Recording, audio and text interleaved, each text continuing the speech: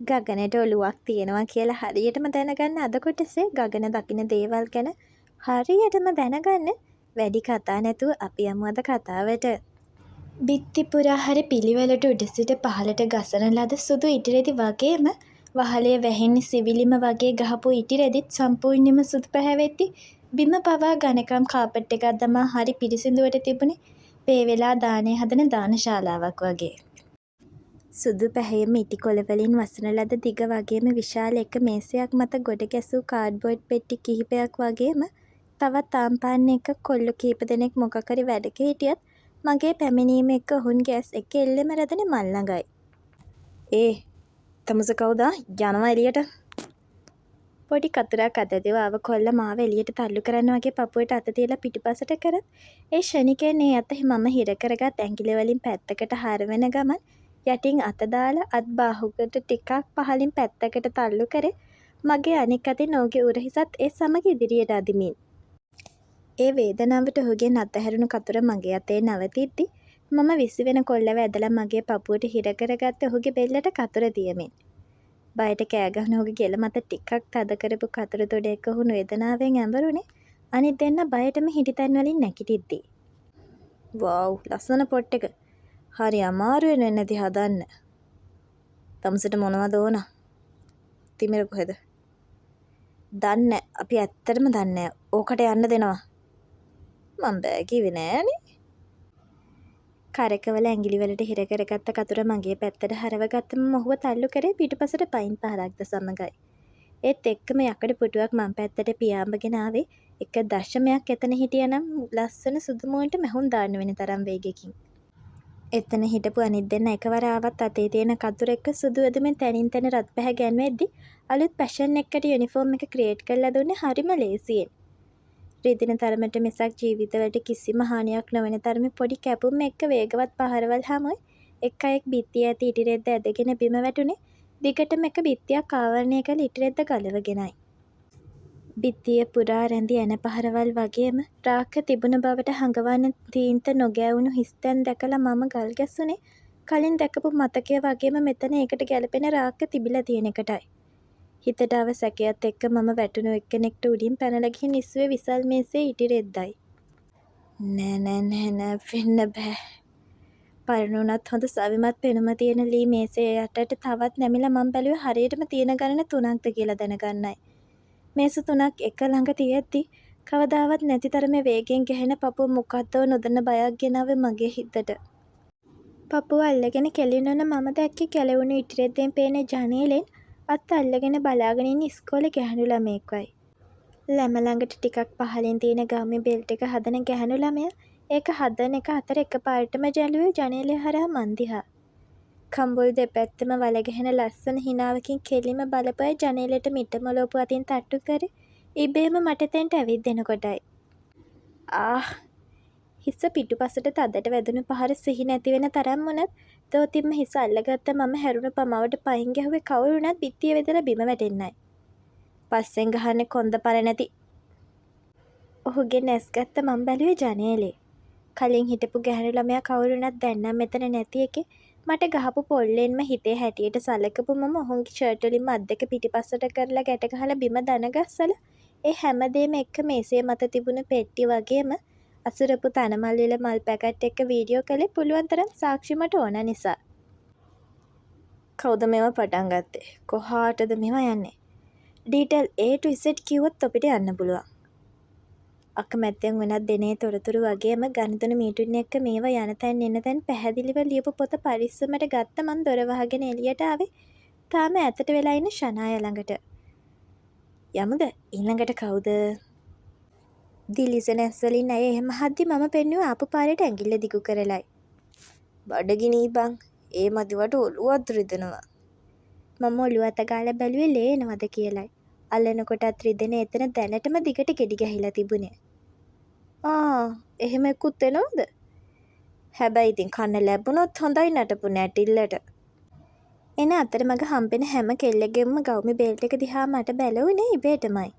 ඒ හැම එකක්ම ගොඩක් පහළට මහලා තියදී මම කල්පනා කරේ අර කෙල්ල විතරක් ඇයි එච්චර උඩට ගවුමින් තියන් හිටියේ කියලා. අනික බැජ් එක මහලා තිබුණේ ගවුමට. මේ අය බැජ් එක පින් කරන්න ඉන්නේ. මොකද ඊයා තමුසටත් පුදුම අසහනයක් තියෙන්නේ. දකින කෙල්ලගේ පපුව දිහා හැරිත් බලනවානේ. උස මදි නිසා වෙලාවට ඔළුවට නොවැදි උරහිසට වැදුණු පහට මම බැලුවේ ගැට කිඹුලි දිහා. මොකද්ද හරුපි කියලා දැනගන්න. බලන්නෑ මන් දිහා. මොකද්ද බං කියන්නේ? මම මොනවද බැලුවේ? මං දැක්කනේ බලපු එක චික්. මට හිනාවක් ආවේ ඉබේටමයි. ඇත්තනේ ඉතින් මම ගවුම ටාගට් කරාට ඊට යටින් කැලි බැලි තියෙනවනේ. පිස්සුද බං? මේවා හොඳයි අපායට පැෂන් කරන්න යවන්න. මං බැලුවේ ගවුමේ බෙල්ට් එක දිහා අනික බැජ්. ඇයි? මොකද්ද දැන් අවුල මේ තියෙන්නේ හොඳට? නෑ බං මං කෙල්ලෙක් දැක්ක ඉස්සෙල්ලා බෙල්ට් එක මෙතෙන්ට. අනිකේ බැජ් එක ගවුමට තියලා මහලා තිබුණේ. හැබැයි මාරම ලස්සනයි. මං පෙන්නුවේ පපුව ළඟට අත තියලා බෙල්ට් එකේ මට්ටම පෙන්නුවමිනේ. ඔය කියන තරම් ලස්සන කෙල්ලෙක් හිටියත් පුතේ බැජ් එක නවිතින් මන් දන්න කාලේ ඉඳලා මෙහෙම තමයි. අනික දැන් ෆැෂන් එක මේකනේ. කවුද ඉන්නේ එච්චර උඩට අඳින්නේ? ඒක තමයි බන් මමත් බලන්නේ. මගෙත් එක කමුද? අප්පෝ බෑ මං කන්නේ තනියම. ඒක තමයි ගැට කිඹුලි වගේ ඉන්නේ. මම එහෙම කියාගෙන පන්තියට යද්දි ඉඳන් ඉන්න උන් ඔක්කොම බත් කන එක පැත්තක තියලා නැගිට්ටේ මම දොරකඩ ළඟ හිට ගන්නකොටයි. කාපල්ලා බං කනකොට සතෙක්ටවත් ගහන්නේ නෑ මම. උදේම නැගිටලා උයාගත්ත බත් එක පුරුදු විදිහටම නිවිහැන හිලේ කාපම මම ඔෆිස් එක පැත්තට ගියේ අක්කව හම්බ වෙන්නයි. මේ මං එන්නේ රෑ වෙයියා. ඒ ගමන මේ නුදන්න පළාතේ කොහෙ යන්න හදන්නේ? අනාගත නෑනව හොයාගන්න. ඵලයන්ද වරෙන්කෝ ගෙදර. ඉස්කෝලේ පටන් ගන්න කෙළවරේ ඉඳලම තාප්පයයින උස්සට හදලා උස්සේ වැවුණු ඉන්දියන් තරගස් පේලි එක්ක අරලිය ගස් යායට පිරුණු ඔෆිස් එකට ටිකක් පහලින් පුස්තකාලය කියලා ගහලා තිබුණු විසල් ගොඩනැගිල්ලට මම ගොඩ වුණේ ලී දොර ඇරගෙනයි. පරණ පොත් සුවඳ එක්ක දූවිලි සුවඳ නහය කඩාගෙන යද්දි උස්සට උස්සේ බිත්තිය දෙපැත්තේ තියෙන ලී රාක්කවල එක එක පොත් ගොඩවල් පිළිවෙලට තිබුණේ. මැදින් තිබුණ දිග්ග ලී මේසේ අතරින් පතර තිබුණ පොත් අතරින් ළඟම තිබුණ පොත ගත්ත මම එහි කවරෙන් අම්ම බලන තප්පරයට මේසේ යටින් ආවත්තකින් මගේ කලිසම් කකුලෙන් නැද්ද? මරණ බය කියන එක කෙසේ වෙතත් ගමකට ගහන ඉන්න මගෙත් කලිසම තෙත්තෙන සීන් එකටමයි. ඒත් මේසේ යටින් එහෙන මිනි කිංකිණි හිනා හඬට මම ඉන්න කිට හොම්බට අනින්න බලන් නැමුණි මේසේ යටට. ඒත් රවුම් බෝල් ඇස් දෙක එක්ක ඉස්සෙල්ලා දැකපු කෙල්ල ඇඟිලි වලින් කටවහන් hina උනේ රොස පාට කම්බුල් දෙක තවත් රොස කරගෙනයි. ඒ බලන් හිටියේ මේසේ යට දෙකට නැවිලා.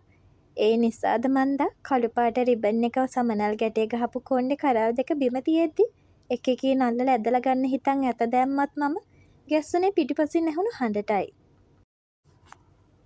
ඒ පාරත් පන අතේ හිර වෙලා නැවතුණත් ඔළුව නම් ඩාන් ගාලා වැදුනා මේසෙට. ඔලු අතගාමින්ම නැගිටපු මගේ තොලකට නෙවෙයි ඇස් පවා වේරිලා ගියේ. මම මේසියටට නැමිලා දිගෑරෙන ටිකට සම්පූර්ණ පුස්තකාලම වෙනස් වෙලා තිබුණු නිසායි.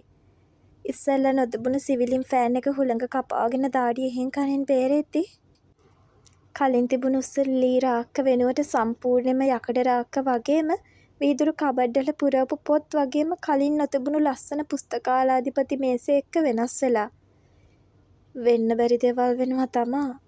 හැබැයි මම දැකපු දේවල් නොදැක්ක කියලා හිත හදාගන්න බැරි නිසාම මම ඉක්මනට මේසේ යටට නැමුනේ ටිකකට කලින් හිටපු කෙල්ල නැති වෙන්න විදිහක් නැති නිසා.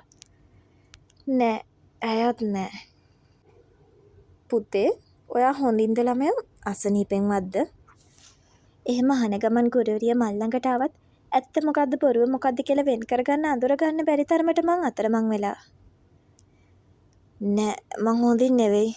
මැඩන්ට පුළුවන් ද මගේ කනට එකක් ගහන්න ප්ලීස්. මොකක්? තමස මේක අස්සරින් ගා ඩ්‍රග්ස් ගත්තද බහිනව එළියට. අනේ නෑ දෙයියනේ. මැඩම් අද උදේ ඉඳලා මට විකාර පේනවා. මට හිතාගන්න බෑ මට වෙන දේවල්. ඔය ඇත්තටම මෙතන ඉන්නවද? මෙච්චර දවසක් මෙතන විතරයි බේරලා තිබ්බේ මෙතෙන්ටත් ආවද? යනවා එළියට.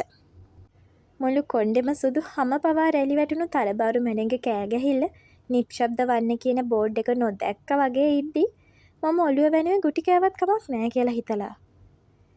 මැඩම් මං කිසිම ඩ්‍රග්ස් එකක් යූස් කරලා නැහැ.